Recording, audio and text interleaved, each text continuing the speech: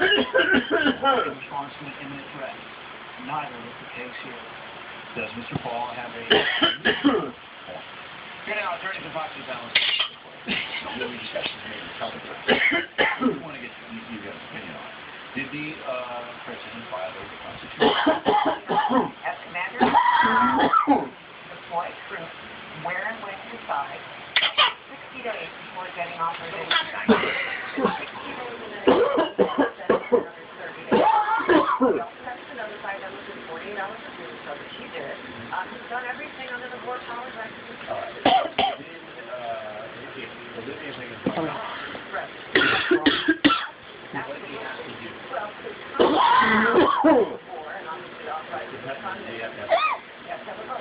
In the 60 days, we say, okay, we're going to give it 90 days. And Obama has said from the very beginning that he was I do not see it that way. I think we violated the U.S. Constitution and the War Powers Act of 1970. There's no actual space that we needed to defend. I think the right way to go about doing it was to go to Congress. Yep, I think so. The War Powers Act, yes, actual United States. And my point is that he did not because the president had not invoked. Cough. Cough.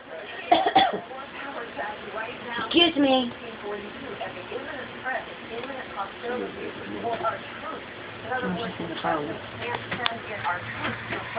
Daddy turned trick on for more than 60 days. Imminent hostility with our troops. That's his confusion. Okay.